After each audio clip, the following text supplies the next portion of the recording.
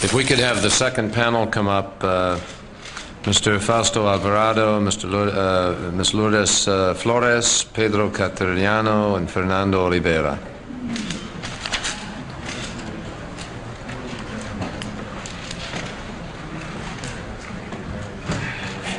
Right.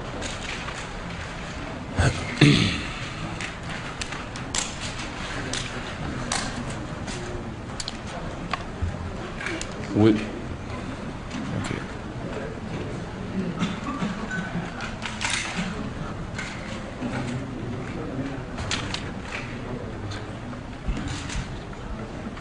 Now, who's the person from Argentina here? Are we doing them separately? Could I ask you each to stand, raise your right hand? Okay.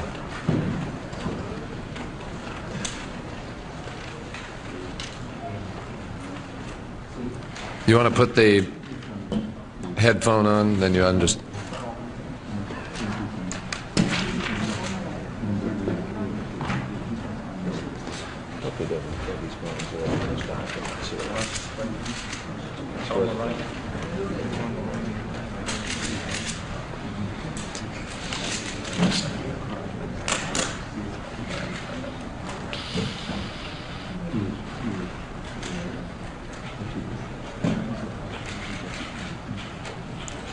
Would you raise your right hand, please? Do you swear to tell the truth, the whole truth, and nothing but the truth, so help you God? Thank you. Yes. Would you each identify yourself, please? State your name and your title or position, and bring the microphone close to you. Would you begin over here? State your name and your title.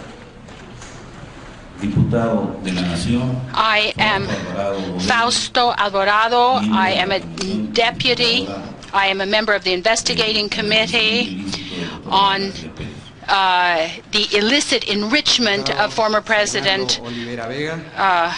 I am Fernando Olivera. I'm president of the investigative committee of the Parliament of Peru, the Chamber of Deputies, examining the financial operations in Peru and abroad regarding the former president of Peru, Alan García. I am Lord. The Commission said. Excuse me. Pedro Cateriano. I am a deputy and member of the investigative committee regarding the presumed illicit enrichment of former Peruvian President Alan García Perez. Now, each of you has identified yourselves in a way that makes a statement about the former president, which is not what we're looking at here. We're looking at the question of BCCI, and I want to know the relationships, but I do not want to know unsubstantiated allegations or, or anything that isn't known as a matter of fact, that isn't supported by document or by testimony. What we really want to know is how BCCI operated in Peru, and to get a sense of what is known as a matter of record about its dealings there. I must ask you in the openings to try to be brief, because we really want to have some time for questions. We're running behind again. We cannot go into the afternoon, and we have Argentina, which we also want to cover afterwards. So the shorter you are with respect to the openings, the more time we'll have to ask some questions. Now, is one person going to speak for you in an opening? Is your chairman going to speak? I gather, Mr. Olivera, you will be presenting an opening statement. Así es. That's correct. Señor Presidente. Fine. Well, we look forward to receiving it. And again, I repeat to all of you, we're very appreciative for your patience, and thank you for making this journey.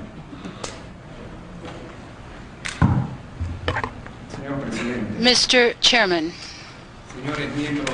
distinguished members of the U.S. Senate, allow me, as my first words, to express a feeling as a Peruvian, which all of us in the committee feel, and I'm sure almost everybody in the country. It is a feeling of indignation, an enormous concern to see the name of Peru involved in a case of corruption where the eyes of the world have been targeted. Yesterday, we saw the picture which showed how the BCCI operated, and an example of corruption of the Central Bank was given. This was the Central Bank of Peru, I mean.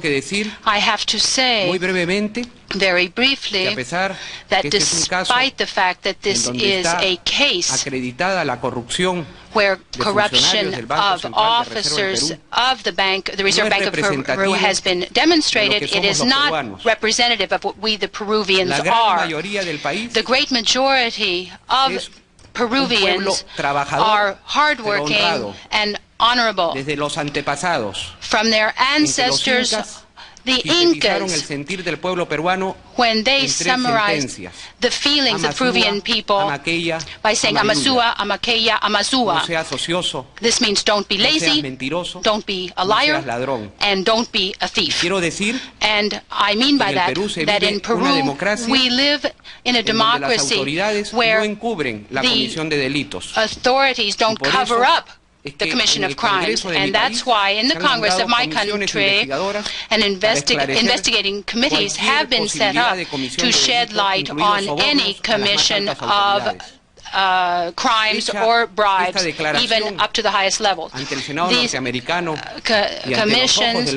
before the U.S. Senate and before the eyes of the world, are bound and determined to shed light on this case. And we have come here with a spirit of mutual cooperation between the two investigations which you are presiding over so well, Senator Kerry, and the investigations being carried on by our investigative committees, because unfortunately we must say that corruption transcends party lines. It does not distinguish as between ideologies. It does not respect frontiers or borders. We can say here that the BCCI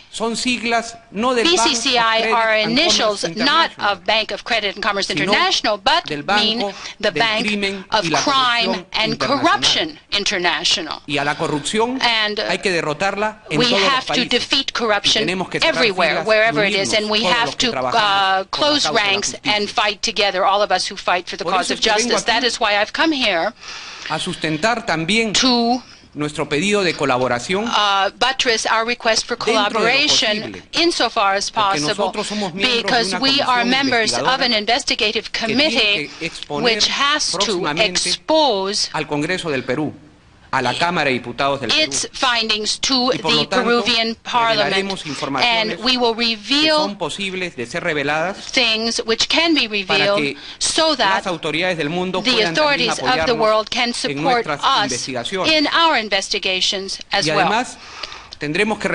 Moreover, we have to reserve some investigations that are still ongoing and which are still being confirmed or worked on. I will refer fundamentally to the operation of deposits of the international reserves of Peru in BCCI, in its Panama branch, and the operation of resale of 14 Mirage jets which belong to the state of Peru, and in which BCCI also participated, especially in its London office. El año In 1986, el Banco Central de Reserva del Perú the Central Bank of Peru deposited in Panama, in the BCCI, substantial amounts of our international reserves. Lo hizo It did so mediante una decisión aprobada en mayo de 1986. Or made in May of '86. Y sucesivamente los depósitos fueron alcanzando deposits were made reaching substantial amounts and at one point even exceeded $200 million. Let me just interrupt you there so I can ask a question as we go. The question would be asked by the casual observer, so what? The bank competed. There were other banks that wanted to get into extending a line of credit because this meant money to them. They're in the business of making money. Peru needed an outlet. So what's so strange about that? And I'm just trying to sort of take us down the road here a little bit. Sí, senador Kerry. Yes, Senator Kerry. Yo comprendo, pero le rogaría I understand, but I would ask you to let me finish this short statement. Immediately, I was going to go to this. Okay, it was argued. I apologize. I wanted to just try to focus on that because I think it's so critical. Okay. But that's okay. You go ahead. Okay. Se argumentó, it was argued, el funcionario as the officer of the Peruvian Central Bank already said, that there was the possibility of attachment of our international reserves. And by means of legal studies conducted, Panama was chosen as a place which offered security to avoid such seizures or attachments because the government of Peru had entered into a kind of rebellion. En mayo del 86, ya el Banco Central de Reserva tenía depósitos en una serie de bancos de prestigio mundial. Reserves already in a number of prestigious banks. The Deutsche Südamerikanische Bank, Sudameris, Bancos Tokyo, the Bank of the Argentine Nation, the Swiss Bank Corporation. This means that not necessarily did they have to go and deposit Peru's reserves in the BCCI as well. Also, we have to say that in the decision taken to choose BCCI in Panama, there were some very irregular procedures used, to say the least. El diputado Fernando Olivera ni los miembros de una comisión que por lo demás es una comisión multipartidaria, donde están representados todos los sectores del país, we are a bipartisan commission representing all the political sectors, including the Marxist Party. But our office of Central Audit says this. This is the office which is supposed to supervise our account. Report 008 of this year does say this in its report on how foreign deposits were handled. The Comptroller General of the Republic says that after a documented study that deposits were made up to $270 million in numbered accounts open in BCCI overseas following procedures for credit reciprocity and se señala to get numbered accounts. It is said here that to decide to place the Peruvian reserves there, not all minimum information was even considered, as is usually considered to make such decisions, and in accordance with the rules of the Board of Directors itself. Information was not included on the accounts and the state of accounts of BCCI overseas. The only accounts included were the holding committee, company rather, en el caso del BCCI Overseas de Panamá. In Luxembourg, and this didn't have anything to do with BCCI in Panama, and still doesn't. Panama is not the same thing as the holding company with headquarters in Luxembourg. So in a deceitful way, BCCI in Luxembourg's records were used to justify deposits up to $100 million at the outset. Neither was there an analysis made of the financial situation over the past 3 years, saying in error that the Bank of Peru had data up to 1981. This was not so. It was understood that it was necessary to evaluate BCCI holding in order to get to issue a letter. In the second place, se omitió evaluar los antecedentes del BCCI Holding to talk about the background of BCCI Holding Company and its principal branches, because these were not corresponding banks of the Central Bank of Peru, and there was nothing about them in the in the files of the bank, whereas there was qualitative and quantitative information about these banks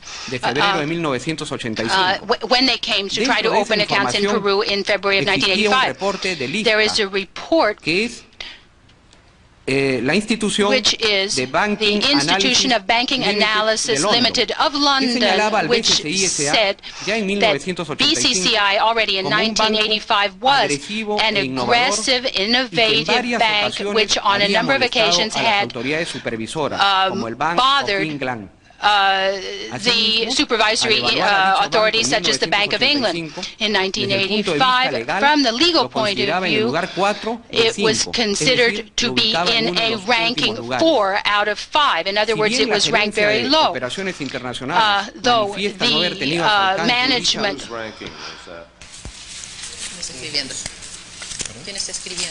La Contraloría General de la República del país. The General Office of the Controller of Peru. La Contraloría General de la República del Perú. The General Office of the Controller of Peru. This information is in Report 88 of the year 88. El diputado Pedro Cateriano. Pedro Cateriano has asked to say something. The General Office of the Controller of Peru under our Constitution is a body which is autonomous. I just wanted to know who had made that particular judgment for the record. But I do need to get through. I want to get through the, so we can try to focus on a few areas here. Please continue. Sí, correcto. Yes, sir. El informe de la Contraloría. The report of the Office of the Controller continues saying that though the Office of International Operations says that it did not have this information at its disposal, it knew that it existed and it could have gotten it. In any case, the administration or the management of the bank proposed that this corresponding relationship be set up and refrained from telling the board about this information at that time. In the third place, the Office of the Controller says that documentary evidence does not exist before the approval of the corresponding relationship, that other concrete proposals for lines of credit were or were not negotiated to decide which would be the best. Using the criteria of security and minimum reciprocity, it is believed that BCCI's proposal was the only one that existed and was adopted in conditions that are very far from minimum reciprocity. Moreover, the report of the Office of the Controller also says... Excuse me. Do you know it was the only proposal? You're saying it was believed it was the only proposal. Do you know, was it the only proposal or might there have been others? No. ¿Podrían haber habido otras propuestas? Fíjese usted, no. Señor Presidente, ese Mr. es el Chairman, this is what the officers were saying, who were arguing to justify. We think precisely that what should have been done was that other proposals should have been sought, especially because we already had relations with the Bank of Tokyo, the Swiss Bank, the Bank of the Argentine nation. There were a lot of banks in Panama with which relationships already existed with Peru. For interrupting you, but I just want to understand. You're saying that you have found, as a matter of fact, that no other proposal was solicited. Is that accurate? Eso es lo que nosotros this is what we have investigated in our investigating committee. They say only one proposal. Fíjese usted. Sir, the conclusion that we are supporting here, and that is why I am giving you this documented explanation, is that there was here in the decision to place Peru's international reserves in BCCI a powerful force at work which caused decisions to be taken very rapidly. A 3-page report, only 3 pages, on BCCI Holding Company in Luxembourg was what made the decision be taken to place huge amounts of Peru's reserves in Panama. And I was reading the conclusion about reciprocity. That the reciprocity that Peru got. The Office of the Controller said that reciprocity that the Reserve Bank of Peru got with BCCI was always greater than what it got. 250 million in deposit versus about 85 million in lines of credit. This is much greater than the differential with other banks. No evidence has been found for any reason for this significant concentration of resources in this one bank. Now, the gentleman from the Reserve asserted that no deposits were lost, that nothing was lost to the people of Peru. Is that accurate? That in effect all the deposits that were made were then withdrawn, so there was no loss ultimately?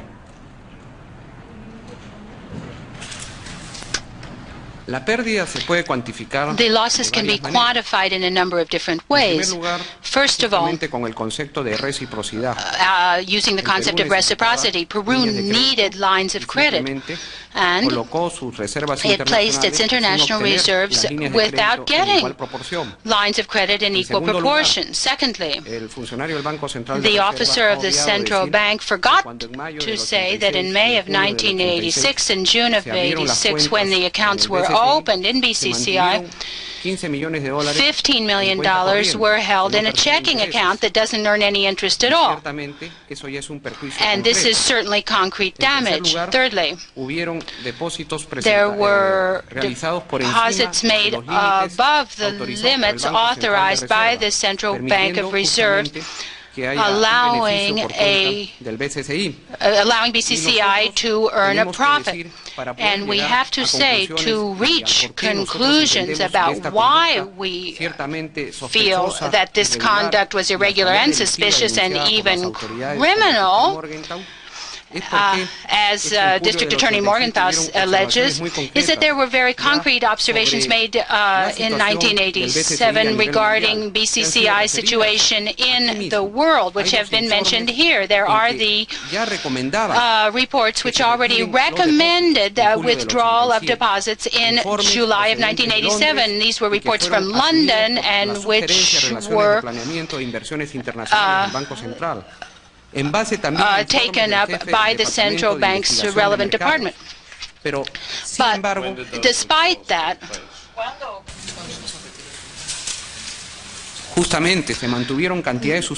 substantial amounts were maintained at least until December of 87 and January of 88. Coincidentally, that is when Panama entered into a crisis because of the denunciations or accusations against Manuel Noriega. Mr. Flores has asked me, or Ms. Flores has asked to speak. The central bank received information regarding the bad situation of the BCCI around July 1987. Although arguing that some credits should be paid, funds were not retired up to, they began to retire them, but they didn't finish retiring them up to December 1988. That's something that for us sounds really curious. Although there were very clear reports saying that there was no reciprocity and that the given argument in 1986 that we wanted to protect funds, that was the main argument. We are trying to protect funds. We are trying not to be withdrawn. Nevertheless, knowing that we were in a risky situation, even more risky than the risk of a purse, we maintain our reserves up to December 1988. Now, have you discovered anything with respect to the bank and its dealings, or with respect to officials who are responsible? Have you discovered anything concrete as to why that money was not withdrawn more rapidly? Do you have any answer to that? Justamente a eso iba. That was just what I was getting to, Mr. Chairman. Nosotros empezamos esta indagación we began this investigation because within our job, which is to examine investigations and operations, financial operations having to do with President Garcia's estate, in 1987 there was published in a magazine, Oiga, the fact that the President of Peru had an account in BCCI for $450 million, and that was where the connection came with the work of our committee. After having had meetings with the District Attorney Morgenthau in May and then again in June on the part of members of the committee, we discovered that all of this irregular and suspicious behavior in these transactions vis-a-vis our reserves and BCCI had a cause, and the cause was bribery. It was a payment of commissions, illicit commissions, to officers of the central bank and to other persons which are still to be identified, which remain to be identified. We have seen and we have the documents exist in New York, as stated by District Attorney Morgenthau in the complaint he filed to before the corresponding court. He says the following, and I hope that Ms. Lourdes Flores will read this out in English. Thank you. You know it. Thank you. You know, it's the third point of the indictment saying that defendants authorize and cause to be authorized the payments of bribes and kickbacks to agents of other banking and financial institutions. By virtue of that practice, defendants attempted to avoid and did avoid scrutiny by other banking and financial institutions.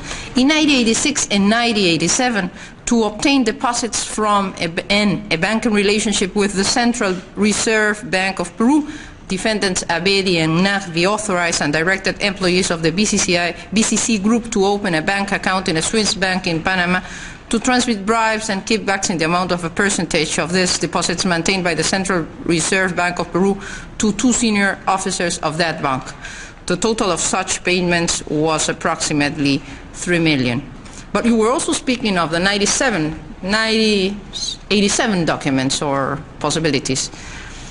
Yes, up to now, we have received some documents showing us that there were very close relationships, not precisely from officers of the bank, but from people outside the bank in a very high level in our government.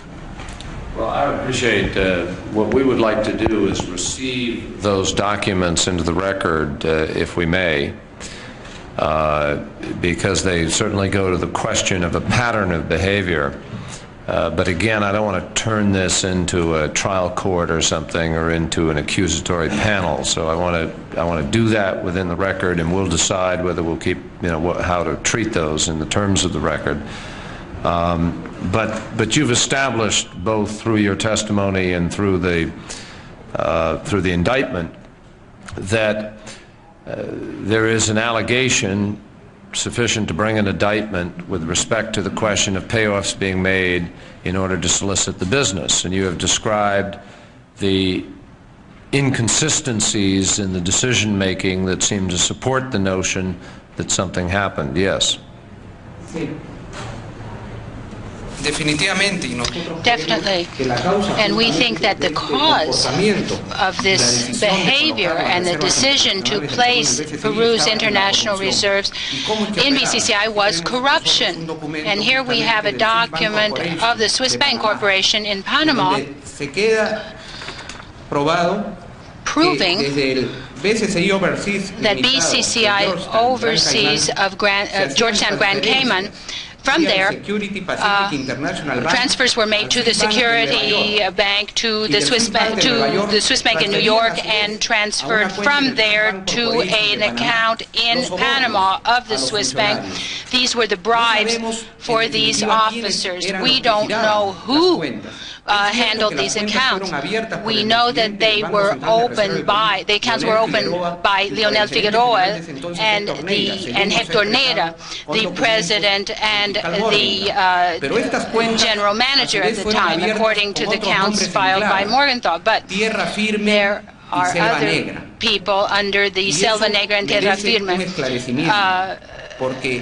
codes, and this requires some clarification because we are convinced that there are other authorities higher up who intervene, as I am about to explain. I think it is important to say that in the indictment by the grand jury, two people are specified. Como quienes ordenan que se realice dichas transferencias. Ordered these transfers. This implies a very high-level relationship in BCCI, not even at the officer level who we've said participated in the transactions with BCCI. Cateriano has also asked to speak. Deputy Cateriano. Mr. Chairman, it's also important to underscore that the usual practice of the Peruvian Central Bank in making this kind of a transaction is to have it done by the officials and technicians. Now, in this case, Panama, the general manager and the president of the Central Bank of Peru went to Peru themselves. This is very unusual, and this was something that the Peruvian Central Bank did not do in carrying out this kind of operation normally. Because in Peru, the members of the board of directors are political. They are named by political people, the President of the Republic, in the case of the President, and the members of the board, including there are four named by the President and three named by the Senate. That is why the function they carry out is not really technical. It is basically political. So traditionally, in the Central Bank, technicians, experts carry out this sort of operation or transaction. I would like to continue, if I may. The contracts were signed with the Central Bank by the following, or for the Central Bank by the following, or with the Central Bank by A.M. Bilgrani, Christian Nassin, J.M. H. Bisui, and Akhtar Qureshi. We have discovered in our investigation in our committee the entry into the country of two persons involved in this BCCI scandal, and which are have been convicted for drug money laundering in a Tampa court. This is a document dated 1991, which I will give the committee in a spirit of mutual cooperation. In this document that I'm going to give you, it is proven that this Pakistani national Bilgrani Avida entered Peru from Panama on the 18th of December of 1986. A great coincidence here. That same date, General Manuel Antonio Noriega traveled to Peru too. And why did he go to Peru? To be decorated by President Alan García with the highest decoration offered by the Army. Here is the proof of that. The relationship with General Noriega included unrecorded visits, as the Kerry Committee heard from Mr. Blandón, who was the Consul General in New York of Panama, and who said that there was a disappearance in his official visit for 6 hours. We also see here we have also otro ingreso al Perú. Recorded another entry into Peru of another person who has also been convicted in Tampa, Anjat Awan Malik. Este es un personaje This is a person who had a great deal to do with the management of the personal accounts of corrupt people, such as being the personal banker of General Noriega. He entered Peru January 18, 1988, and stayed until there was a crisis in Panama, and then this person, Anjat Anwar Malik, according to some information which has reached the Commission, may be the personal banker of our own former president, President Alan García. Yeah, but that's not, let me just, I really don't want comments according to somebody, maybe. I mean, these are the allegations that I'm really not interested in, and the committee doesn't want. And I want to caution you against that. I want to know about BCCI specifically, but I do not want to know about somebody else's rumor or allegation at this point. It's not going to be relevant to what the committee's trying to decide. I think we've really almost established, I mean, the critical component here, the critical component is the pattern of visits by people and the people that they met with or talked to, the degree that normal procedures were not followed, the degree to which the bank specifically undertook to meet with people in ways that were irregular and so forth. I think it's the question of sort of influence and movement, but not allegations by people outside. Let me state this thing. Señor Presidente, Mr. Chairman, I am referring to concrete facts. We have reports stating these things. I understand what you meant when you said what you just said. I understand very well. But this has a connection, and the allusions are relevant. I will reserve referring to the reports of very highly reputable investigators, private detectives such as Kroll and Associates, who investigated Saddam Hussein, Duvalier, Marcos. I will reserve that for now, and I will talk about the Lark report, because I don't want anybody to I appreciate interpret what I'm saying as being off the subject, but I am going to give you grounds with documents to show how there is a connection in connection with the decision to place our reserves in BCCI. Did you want to say something, Senator Kerry? No, I appreciate it. I want specifically to see the connection with BCCI and the decision very much. But let me just say, we've been going on for almost an hour now for a short opening statement. And we need, although I've interrupted it a number of times, we're going to need to try to bring this tight into a circuit.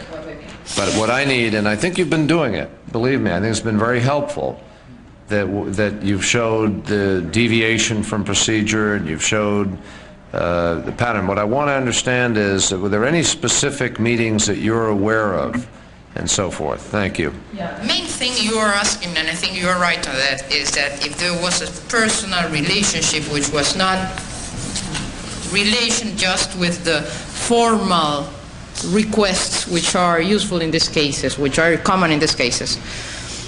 And we do think there were. In 1986, Mr. Morgenthau has established that former President Alan García was consulted. That's a first fact which has been demonstrated. Consulted by whom? He didn't tell us exactly who he was, but there are some other facts which I think could help. Mr. Belgrami was in Peru in 1986. What he said is that representatives of BCCI spoke with him, met him, and the decision was made at that level. We have that record. Do you know the name of R. Alberto Calvo? No, I don't, but Mr. Cateriano could explain you exactly who he was. Well, am I correct? Yes, Mr. Chairman, that's just what we're getting to, if you'll allow me. Thank you. I have a document here which we have obtained from the office of BCCI in Miami, Florida, dated February 1987, February 10th, 1987. This is a document to Mr. Chafee, and it says the following. Mr. Oscar Rizo Patron called from Lima to confirm that the President of Peru at any moment during the course of next week, 16 to 20 February, can receive you. Because of the floods and other situations, the President Garcia, is traveling in the interior of Peru. Mr. Rizo Patron suggests 2 days on your schedule for this visit, so as to give time for this meeting. We will give you this document too, Mr. Chafee. I have this document. Let me just interrupt you, if I may. This is from, now let me just establish this document. This is a February 10th memo to Mr. Chafee. From whom? Do you know? No, somebody at the bank. Signed but it is by someone called Caesar. Oh, Cecil. And it is from the BCCI Bank, Latin American and Caribbean region, based in Miami, Florida, correct? Yes. All right, well, that document will be placed in the record. That's right. And then there's a... What I mean is that in February of 1987... I need to interrupt you because we're on the back end of a vote. We get 15 minutes to vote, and I've got a few minutes now to get over to the floor and vote as soon as I come back. But I need to ask you to try to confer to see if you can organize maybe the next 15 minutes or so, because I do need to get to the next panelist and to Argentina, and I want to try to keep it as factually tight as we can. We'll stand in recess for the next few minutes. Hearing will come to order. Let me just explain to everybody that regrettably we are running tighter than we want to be. I've got to get to the Banking Committee markup before too long. So we need to be somewhat in summary. And some of the documents can be placed in the record. We will release some of the documents that explain some of what is going on. So if you summarize and we put the documents in, I think we're going to have the record that we need in terms of this issue.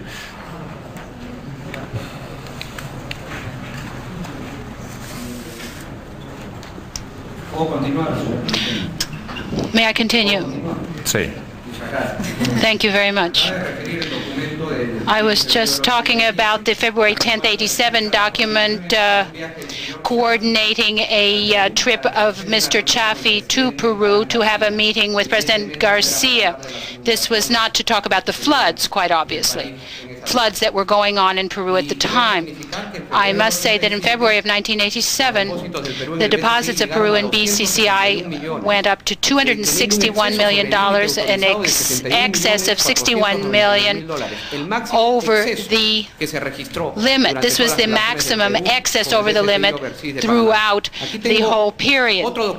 Here I have another document talking about Alberto Calvo. This is a document from Alberto Calvo to Mr. Chafee of BCCI, the Latin American and Caribbean Office, Regional Office, July 21st, when the reports were received, negative reports about BCCI Panama, meaning that the Reserve Bank was considering withdrawing its deposits. Here I have this document which talks about a conversation with Alberto Calvo, who is not a BCR or BCCI or a Peruvian official. This is a conversation with Daniel Carbonetto, who is an advisor of the President of the Republic, talking about how it's possible that steps are being taken to have a new conversation with President Garcia to see what can happen or what can be done about Peru's deposits. We will give you this document so it can Just tell me for the be on the record. Who is Alberto Calvo? El diputado Pedro Cateriano le puede ampliar. Mr. Cateriano can tell you. We have investigated who Mr. Calvo is, and we received the information that this is a banker managing Latin American relations for BCCI. He is an Argentine national. Mr. Alberto Calvo had relations before he was in BCCI in the Inter-American Bank, where he had some relations with Peruvian officers also working in the Inter-American Bank. Now this, let me just say, this memo, which I'm going to put in the record that follows the previous memo of the February 10th, this memo talks about further meetings and says that they agree to meet with the President of the Central Bank 1 week after he takes office, and after that they will visit with the President of the Republic. So this is BCCI talking about top-level meetings between the President of the Central Bank and the President of the Republic. Is that correct? Okay. Let me just try to speed this along a little bit. There is a subsequent July 21st, 1987 memo, which is also from Mr. Alberto Calvo, also to Mr. Shafi.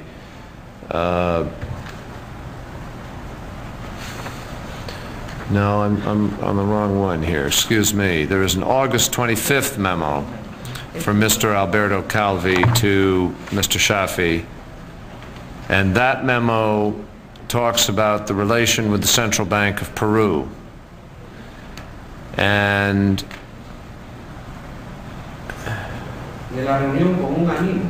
it talks about, friend. Correct, in a meeting with a friend. It talks about the Central Bank continuing its present operational relationship with BCC if the line of credit could be increased. Is that correct? Was the line of credit at that time increased?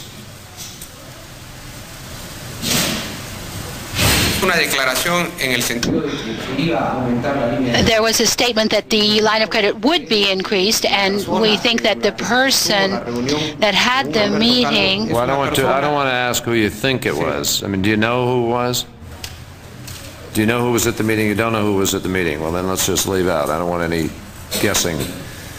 All right, well, this memo will also be made part of the record. Now, are there any other memoranda that you have? Excuse me, then there's a...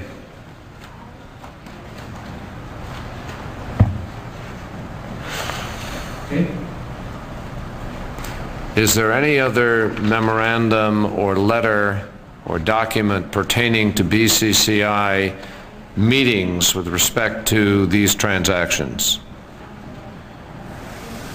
No, not for now.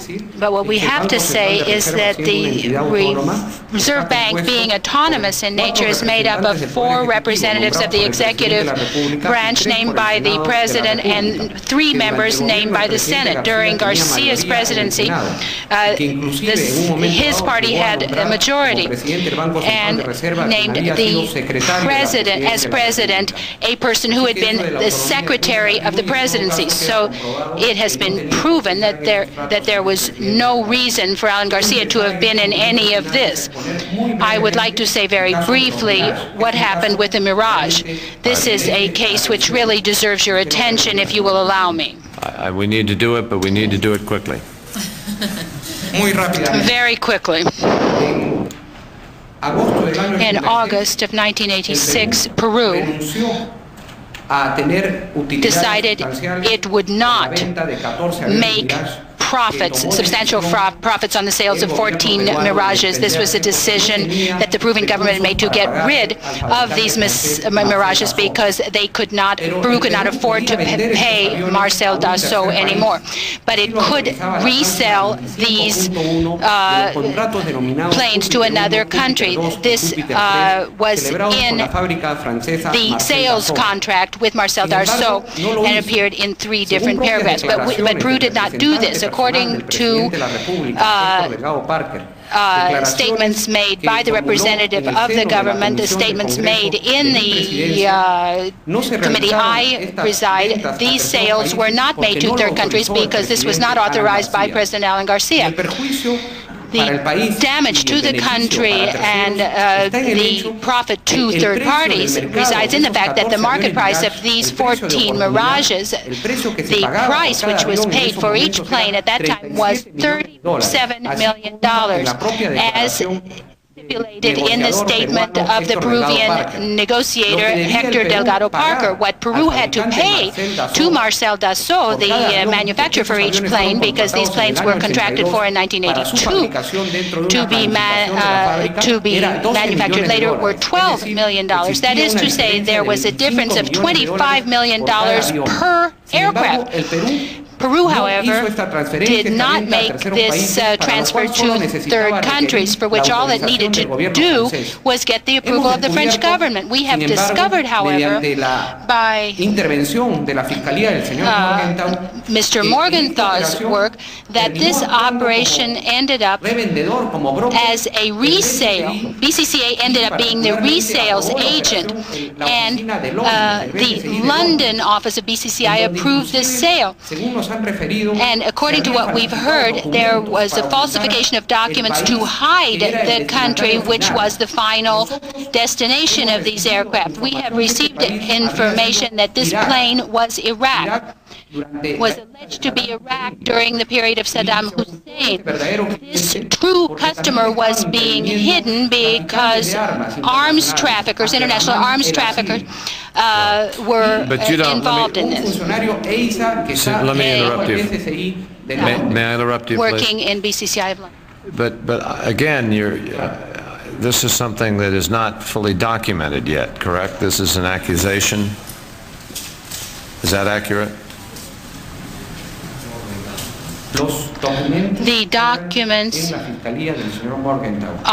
exist in Mr. Morgenthau's office. They are in an investigation phase, and that is why we are stating this here in the Kerry Commission, to ask for the cooperation of international authorities so that we can clarify this. Mr. Morgenthau's people think that there was a $100 million gap, and we think it's between $150 and $200 million. Sir, this requires an investigation, obviously. We have gotten a statement from Mr. Morgenthau for Peruvian television. This was broadcast to our whole country. And there he affirms that this negotiation caused Peru to lose $100 million. And BCCI was apparently linked to this. This is something we need to go into. I agree. Let me just say, there is absolutely no disagreement from me. It is something that needs to be gone into, but this is not the place where we're going to be able to resolve it and get at it. And what I've been trying to establish here are really the questions, without unfairly making any accusations in it, though the accusations have already been made specifically by the indictment, by Bob Morgenthau, and by your commission. There are certain things that are on the table, and you can't avoid those, and I agree with that.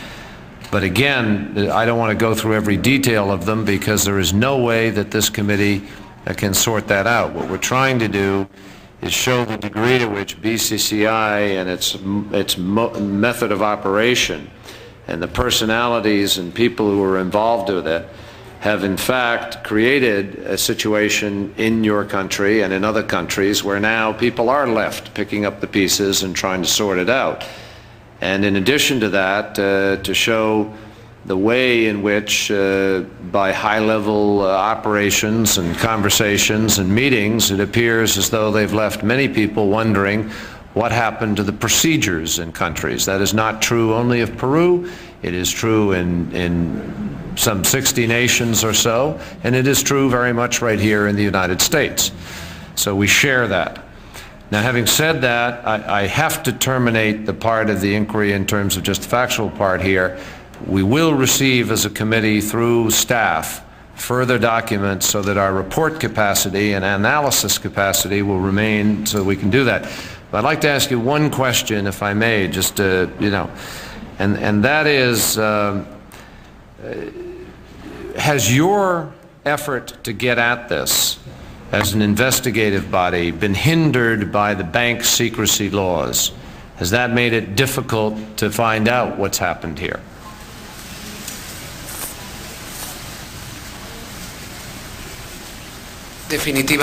Definitely. We have to state that present legislation favors the criminal, unfortunately. And the action of justice meets many obstacles. The information and the controls which are necessary are not forthcoming in order to, and this allows crime to be committed through legally constituted financial institutions. I think the situation has to be corrected. And I don't want to finish, if this is my final statement, without... No, I'll come back to you for a final statement. Let me just ask Ms. Flores, would you tell me to what extent Peru is threatened by drug money laundering and drug trafficking, and what has been the impact on Peruvian life of this kind of corporate activity? Let me tell you with numbers something which is a movement of money regarding with drugs. Peru receives or moves around $2,000 million a year from money coming from drugs. That means that in all our foreign relationships and reestablishing credits and financial relationships with other countries, it is a very big problem to think that we could avoid the money we are taking from drugs. It is around 2,000 million a year of money moving through drugs. When you say 2,000 million, I think we're probably losing something in the currency conversion here, conceivably. I'm sorry, $2 million. I'm sorry, excuse me, $2 million. On this same subject, I want to give you just two examples. But I need to ask you, I must be fair. I have a neighboring country of yours waiting in the back here, and I really want to ask you for the summary statement, very briefly, if I can. Yes, sir. Yes, I will conclude saying that on this subject, in the upper Huallaga Valley, there were 4 planes which went to pick up money every week. And it was detected that one citizen who was just a peasant had changed $6 million in just 1 month. And finally, we discovered he was connected to cocaine. And between 1985 and 90, the number of acres went from 60,000 to 25,000 acres, and it's very difficult not to connect all of this thing to increase drug trafficking involvement. We need the cooperation of the authorities of the United States and the authorities of the rest of the world to achieve the goals of our investigation, i.e. justice. We need to recognize the work done by Mr. Morgenthau. We want to be very clear about the shared feelings we have of cooperation with what you are doing. We are getting cooperation from other bodies, but not as much. So we would like to ask for cooperation from the Department of Justice, the Department of the Treasury, the Customs, and other offices in the Federal Reserve, for example, to awake their consciousness so they'll realize that this is a fight for justice, and they cannot use bureaucratic procedures to deny cooperation in this fight for justice, in our desire to defend the rule of law, and which will allow us once and for all to defeat corruption and to get to those who are the first and primary violators of human rights in Peru, which are the terrorists, so that there will be no quarter given them by our government. So I would like to thank you on behalf of my committee. I hope that we will continue this very fluid cooperation that we have had up to now. Thank you. Well, I want to thank each of you for taking the time to be here. And let me just say that as chairman of the Narcotics Committee, we have sat here in this room and listened to our own Assistant Secretary of State for Narcotic Affairs talk to us about the problems in Peru. I am personally very aware of the difficulties in the Huallaga Valley, the efforts and dangers that are going on there, and the great tensions in your society as a consequence of both the Sendero Luminosa as well as the whole problem of drug trafficking linked to those kinds of efforts. And I simply say to you that banks that involve themselves in laundering that money are as much a part of the problem as anybody else who's involved in the entire line and chain of command. And so you've raised many questions. We haven't answered a whole lot of them here today, and I think one has to say that. But the questions are very legitimate. They're very real, and they need to be addressed. And I think we will proceed here to continue to try to gather information and understand this. It's very clear that BCCI launched one of those offenses that we've heard about in order to secure these funds and deal in Panama and present itself falsely. And I think that that there's a great deal more of the story, though, yet to be told. But I want to thank you very much. We appreciate it. If I could ask the next panel quickly, because we really only have about 20 more minutes here to continue. Thank you very, very much.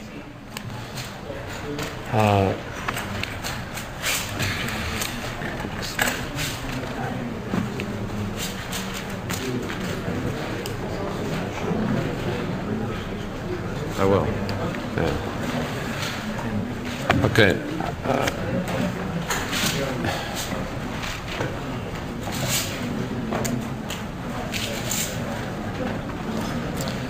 Can we do the change now? Mr. Castillo? I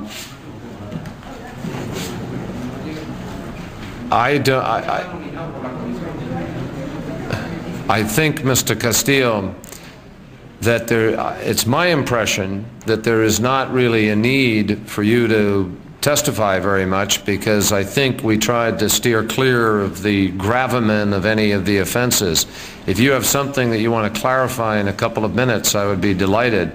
But it was my sense there's not a great deal to address. Am I incorrect?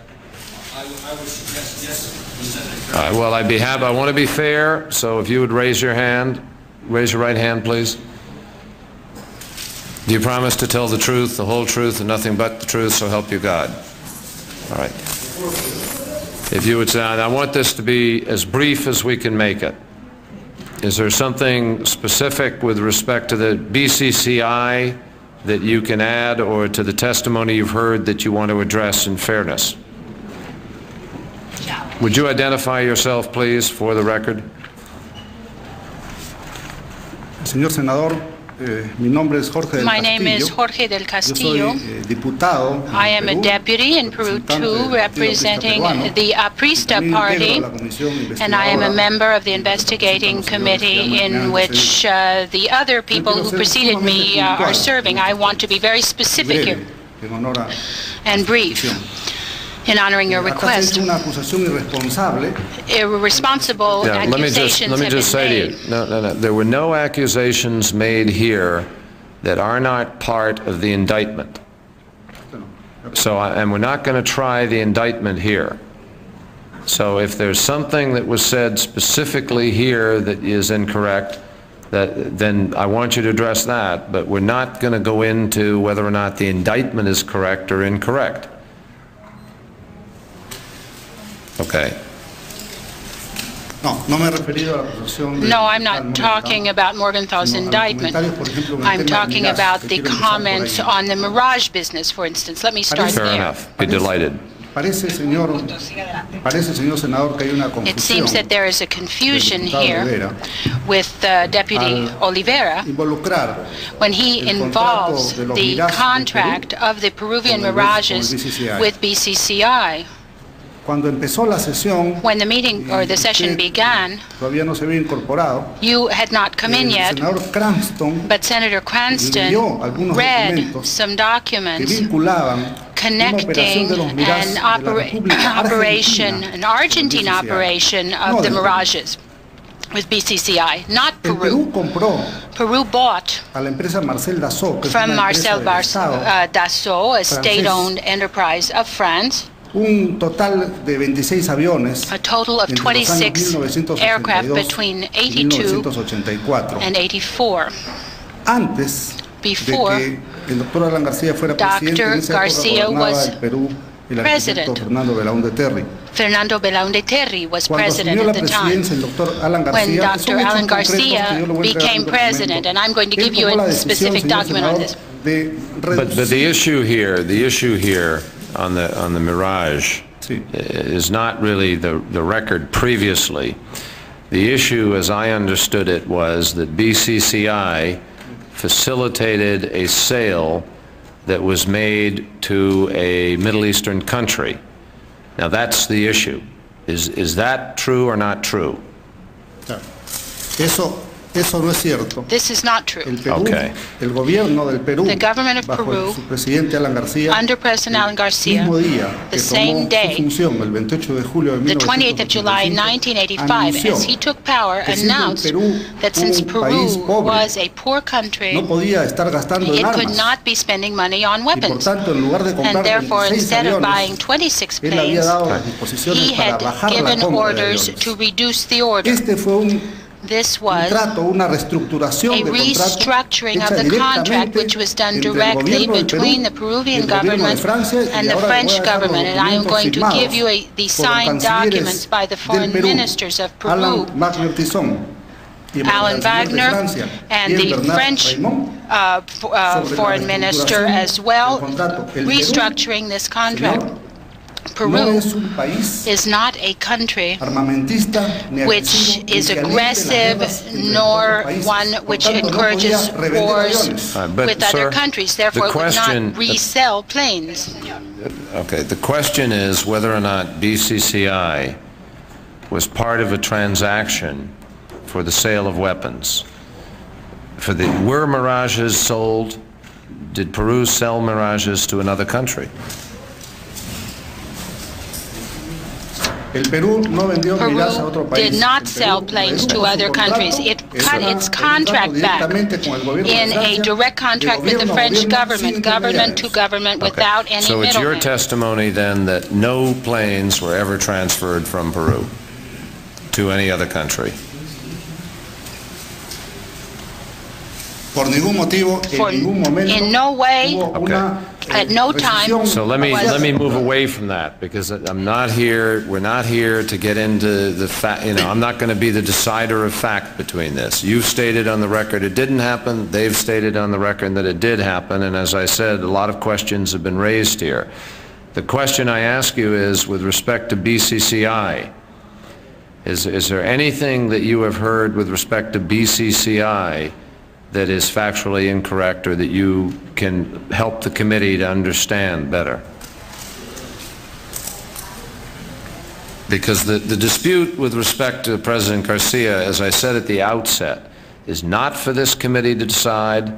I've tried to steer the people who testified a moment ago away from any accusations. I'm not here to hear them. We know what's out in public. What I want to know is about BCCI. And so I'm confident that in Peru this issue is going to be litigated, investigated, decided. It's not here that it should happen. And I have tried to acknowledge that there is a total other side to that. There is no effort here to say that President Garcia didn't know, did something, or didn't do something.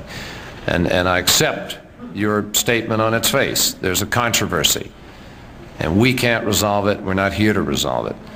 So if you could help me with respect to BCCI, is there a fact that you can show me by document or otherwise that is incorrect in our current understanding of BCCI's relationship with Peru? Correcto, señor. Voy a entrar yes, a ese tema y no I will voy a intentar discuss no salir. that, and I will try not to get off the Le voy a subject. alcanzar los documentos I'm going to give you the para concluir el tema documents anterior to del conclude the gobierno, prior sin subject enough, on the and I will French make or the those part of government the to government record. contract. Thank sin you. intervención del BCCI para nada. El BCCI, BCCI, señor presidente, señor senador, Mr. llegó al Chairman, Perú en came to Peru in 1984. 1984. Probablemente Probably sorprendió en el Perú, it was como en 70 países del mundo, a source of surprise in Peru, as in 60 other countries as well, how much good faith people had. Como usted sabe, la costumbre, As you parece, know, ese banco, como cualquier banco, it quiere seems enfrentar un país, that when vincularse a any grupos bank wants to get into a importantes country, del it país. wants to get into touch and contact with important groups of people in the country.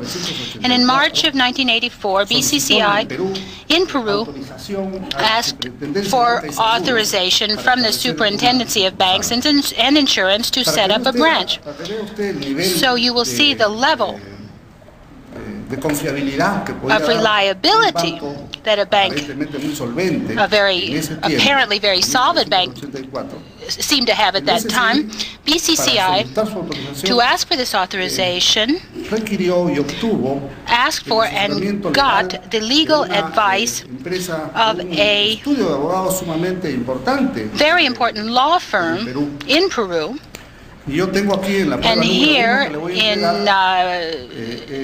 exhibit number 1 that I'm going to give you a sealed copy dated March 14, 1984, from the superintendency showing that BCCI asked for permission to set up a branch. And it says that its legal domicile will be the law office of Sterling, Arias, and Davis and Associates, which is a very well-known law firm. Dr. Sterling, who is a person that all of us respect and cannot possibly be suspected of anything illegal, he is a member of Dr. Lourdes Flores' party and is the president of the Peruvian Senate. He's beyond reproach. This is exhibit number 1. In 1984, the superintendency, in a document in November, asked the central bank to process the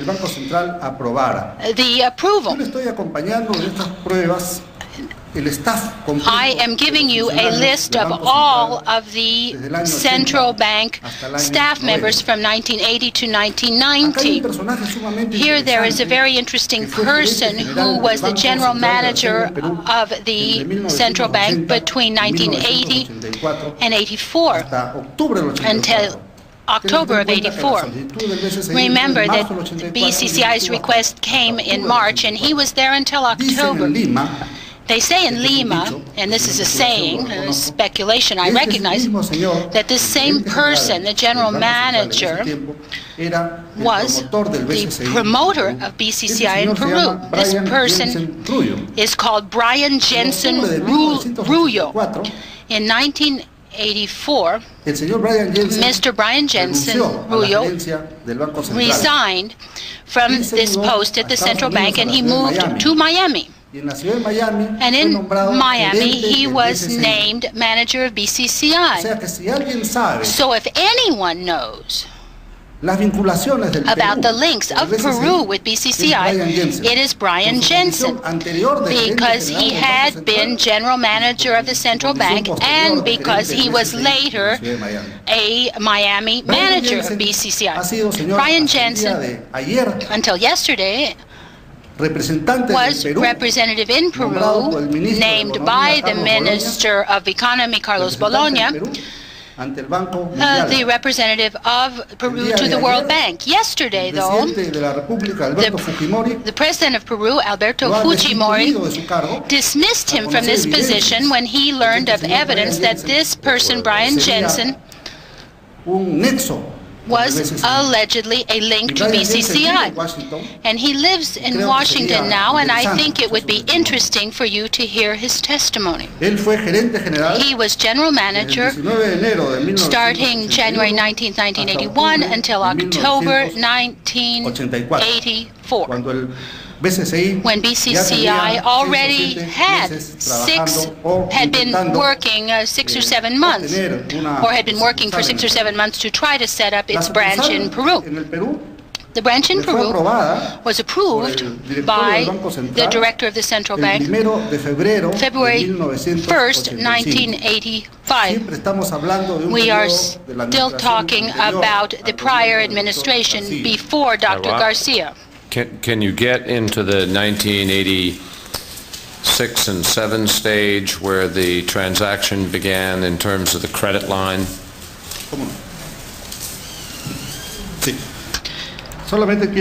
Yes, I just want to read 2 lines of the director's report of February 1985. This board of directors is made up of very serious people. I think all of them have impeccable reputations in the country, and I am sure that they were all surprised, as Dr. Sterling was, and as many other people who are honest and of good faith must have been. The report said, or the agreement said, the board, feeling that the opening of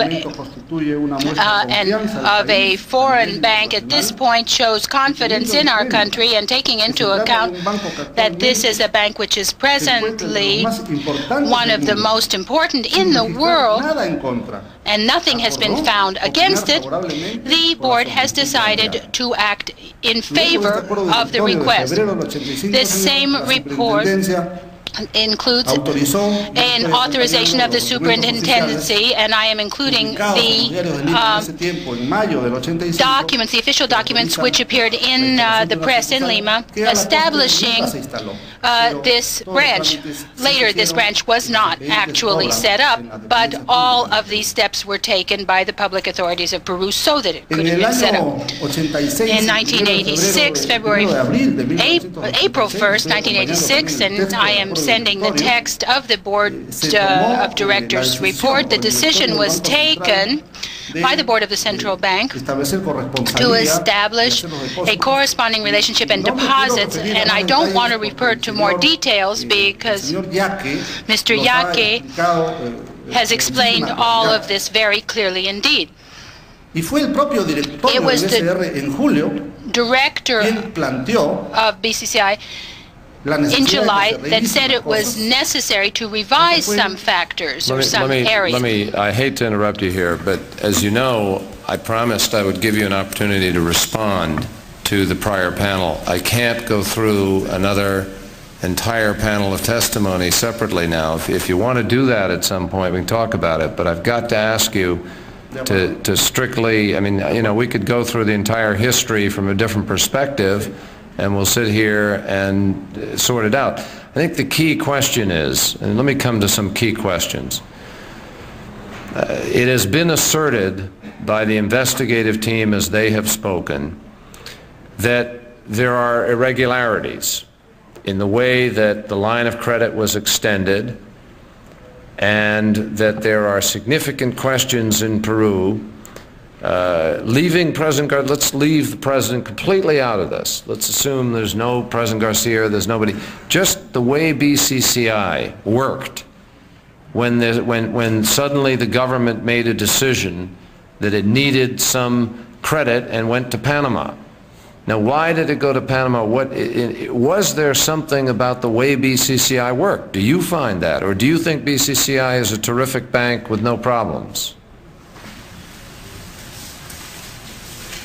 Mr. Chairman, I'm going to refer to the Peruvian Constitution, and I'm going to leave you a copy of it.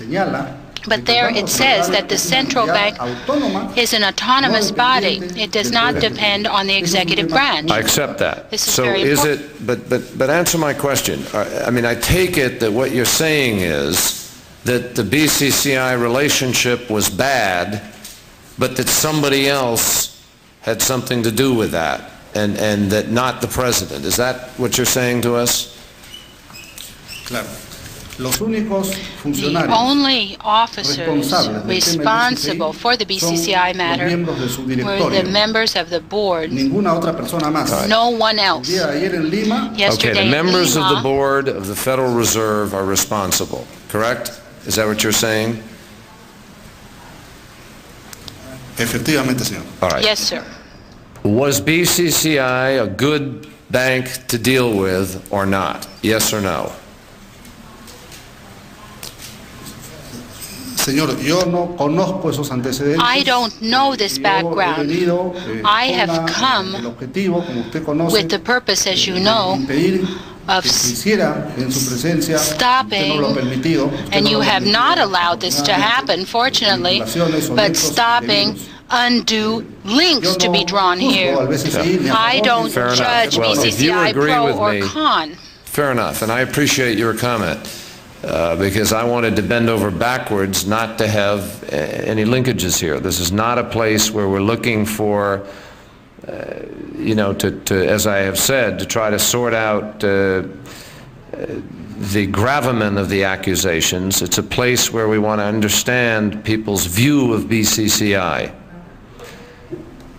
Now, from your perspective, can you share with the committee a view of BCCI? If you don't have knowledge of that, then I will make part of the record any clarification you have of any comment to which you object. But I don't want to take the time now because of the gentleman from Argentina who's waiting, and I want to get some of that on the table because it's important as to Argentina's experience with BCCI.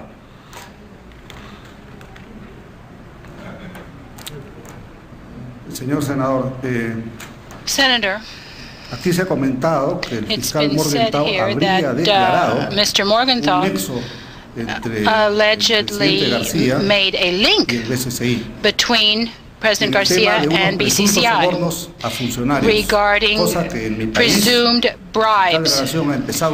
And we have begun an investigation in Peru on this. But I have, and I am leaving you, a cable, an EFE cable, which was the only one that referred to a question of this sort.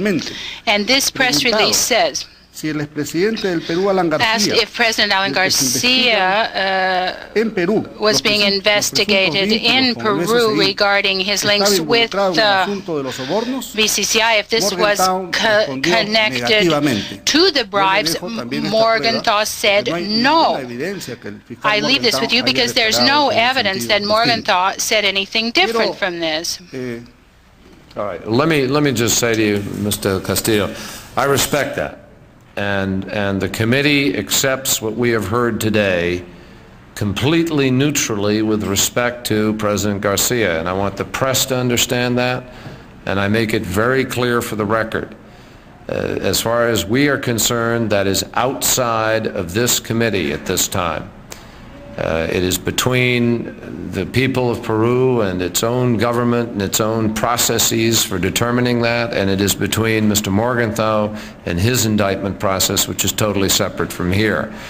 But what I want to simply try to understand, unless there is documentary evidence of something, and then obviously we're going to accept that. But at the moment, we're really trying to get a picture of the questions that have been raised by this. The mere fact that this is happening in Peru is a fallout from BCCI. That is, in effect, one of the repercussions of this. The fact that there was a soft credit line, if you will, with an imbalance in the amount of credit for the amount of cost. The fact that it had to go to Panama, and BCCI was so prepared to help a country find a way around the laws and went to Panama and had secret accounts and so forth, raises the very kinds of issues that we're trying to raise. And while nothing is dispositive here of any of those issues, that's what we're trying to show. In a sense, your very conflict is itself a statement about BCCI and the kind of operation that it has left behind it. And this is the wake, if you will. This is the fallout. those banking institutions or those institutions that perform above the board and so forth don't have these kinds of accusations flying around them and don't leave these kinds of question marks, hopefully. So I think that it has served its purpose of leaving in people's minds the sense that it came in, offered itself where other banks wouldn't go, provided an opportunity to get around the legitimate credit interests of the rest of the banking world, took advantage of a country's plight in that respect, made money off it, and left a lot of chaos in its wake. And as I say, nothing here is dispositive of any of that, but I genuinely want you to feel that this record is open to you, and if there's any comment that you feel you need to make publicly because putting it in the record is not sufficient, I want to give you a last opportunity to do that now. If there's something you think that ought to be said, if you could just, if you could take one last moment. Muy breve. I'll be very brief. Se ha hecho bien en no comentar ni aceptar un comentario. It was very good not to accept comments on presumed or alleged bribes by BCCI, not to these officers mentioned by Mr. Morgenthau, but having to do with the President having accounts in BCCI. In your power, you have records from all the banks, without exception, all the banks mentioned in the reports of Kroll and Bellar, proving that these accounts don't exist. Not only are these from BCCI, but these are from the Sunbelt Bank of Dallas, the Société Générale, from France, the Société Santander, from Spain. You're putting in the record things that never came out previously. I mean, none of this was talked about. Sí, por eso. Yes. Pero, señor senador, Senator, no se han hablado acá. They haven't been talked about here, but in the press. Well, I understand, but we're not here to try to sift out what's been out in the press. And I think the other side very respectfully heeded to my earlier caution. So I think it's really fair not to make this committee now the recipient of any rebuttal of something that hasn't been set forth. So on that note, I would like to, again, I leave the record open for you to submit some of this, but I'm not going to receive it at this point in time, if that's fair. Does that? De acuerdo, señor senador, voy a concluir. Very well, I will conclude. Efectivamente. Esos son temas refutados. These are matters to be refuted in other bodies. What I would like to say, you asked me what my impression was about this whole BCCI business. My general impression, without admitting any value judgment about this bank, which I see is a bank with multiple evidence of corruption in many parts of the world, but my impression is that when it went to Peru in 1984 and later in 1986, this evidence that we have now was not known at that time. BCCI worked in London until 2 weeks ago. It's had offices until last year here in the United States, if I'm not mistaken, in Peru, where it came and surprised people, but the people of the central bank in 1987 on their own initiative decided to reduce BCCI, their deposits in BCCI. But I think this was a decision which is sort of indicative of what we are seeing now. And I think that here there's been an attempt to have coincide certain meetings held by the President with BCCI people. I say supposed meetings because they haven't been proven. Nobody knows who this Rizo Patron even is. He's not an officer or an official of the Peruvian government. I don't know who Oscar Rizo Patron even is. Calvo, I don't know who he is either. These people have been mentioned. Well, let me Let me just say that it's very obvious that BCCI has left investigators in Peru a lot to do, investigators in London a lot to do, investigators in New York and Washington and all around the world. And it's too bad that so much investigative effort is going to have to be consumed by this one enterprise, but obviously it is. I want to thank you very much for also taking the time, and I respect enormously as a fellow parliamentarian your efforts in this, and if there is any further statement you want to submit to the staff here, we'll be happy to receive it. If I could ask the last panel to come forward, I would appreciate it very much. Solo quiero agradecerle su gentileza. I just want to thank you for your courtesy la oportunidad que me ha dado de and poner, for the opportunity you've given me to speak, and I think you've acted with great justice. Thank you, sir. I appreciate that comment very much. Muchas gracias. Did we get the last? Thank you. Sorry to be so long. Okay. Alan García is a former Secretary of Defense. Thank you very much. This is the book. Okay. Thank you very, very much. All right. See you later. Thanks.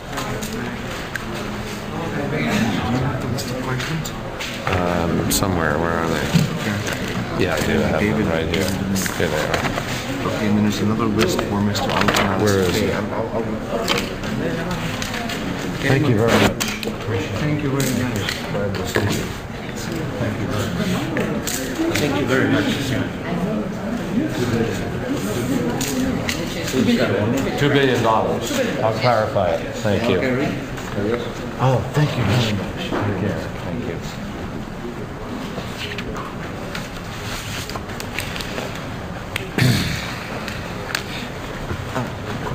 Where did those go?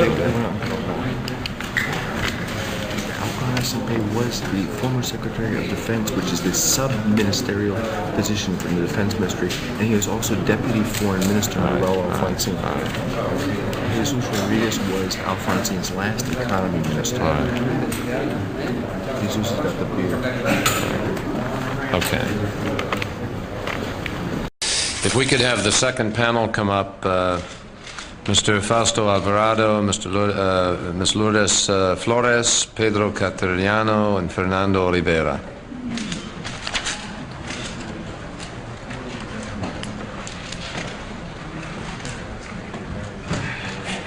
Right.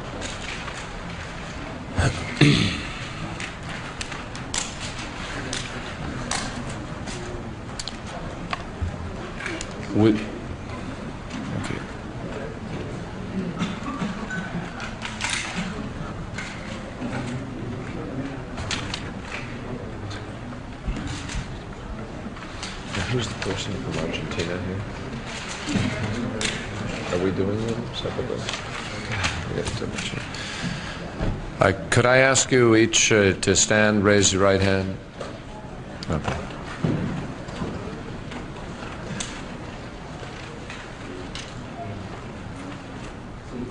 You want to put the headphone on, then you understand.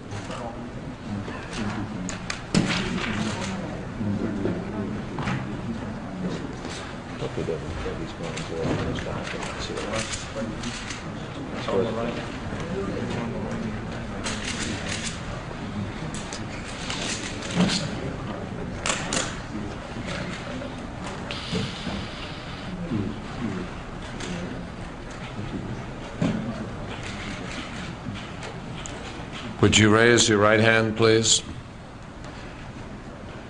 Do you swear to tell the truth, the whole truth, and nothing but the truth, so help you God? Thank you. Yes. Would you each identify yourself, please? State your name and your title or position, and bring the microphone close to you. Would you begin over here? State your name and your title. I am Fausto Alvarado. I am a deputy. I am a member of the investigating committee on the illicit enrichment of former President. I am Fernando Olivera. I'm president of the investigative committee of the Parliament of Peru, the Chamber of Deputies, examining the financial operations in Peru and abroad regarding the former president of Peru, Alan García. I am Lord. The Commission said. Excuse me. Pedro Cateriano. I am a deputy and member of the investigative committee regarding the presumed illicit enrichment of former Peruvian President Alan García Pérez. Now, each of you has identified yourselves in all the political sectors, including the Marxist Party, but our Office of Central Audit says this. This is the office which is supposed to supervise our accounts. Report 008 of this year does say this in its report on how foreign deposits were handled. The Comptroller General of the Republic says that after a documented study that deposits were made up to $270 million in numbered accounts opened in BCCI overseas following procedures for credit reciprocity and to get numbered accounts. It is said here that to decide to place the Peruvian reserves there, not all minimum information was even considered, as is usually considered to make such a decision, and in accordance with the rules of the Board of Directors itself.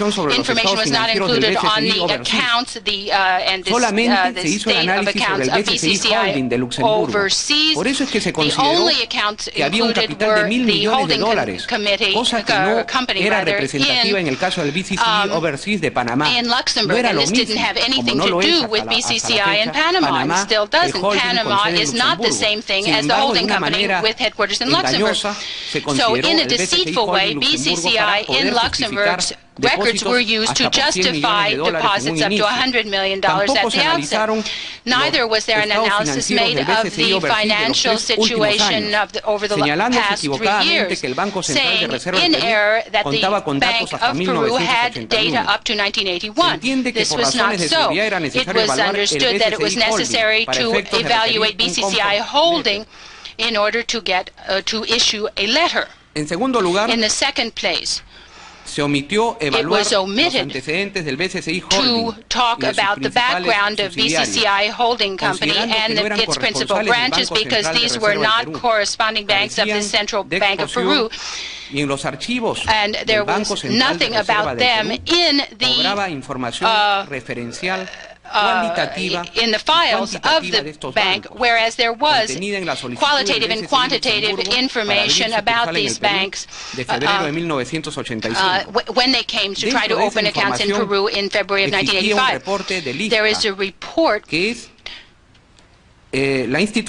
is the Institution of Banking Analysis Limited of London, which said that BCCI already in 1985 was an aggressive, innovative bank which on a number of occasions had bothered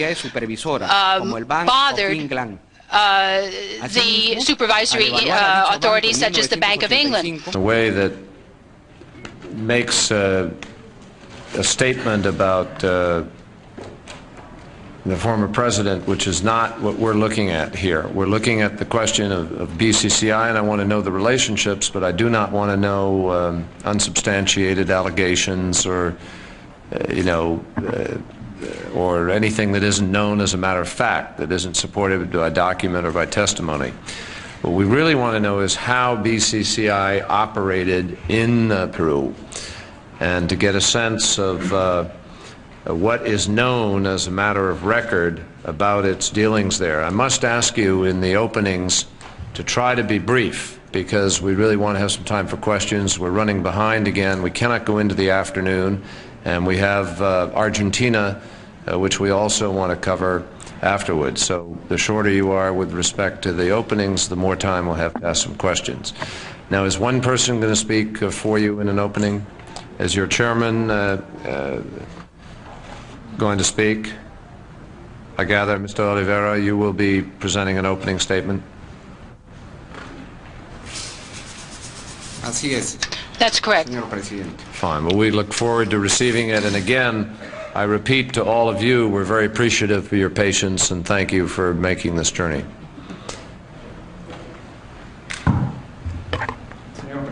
Mr. Chairman, distinguished members of the U.S. Senate, Permítanme, allow me, como primeras palabras, as my first words, to express a feeling as a Peruvian, which all of us in the committee feel, and I'm sure almost everybody in the country. It is a feeling of indignation, an enormous concern to see the name of Peru involved in a case of corruption where the eyes of the world have been targeted. Yesterday, we saw the picture which showed how the BCCI operated, and an example of corruption of the central bank was given. This was the Central Bank of Peru, I mean.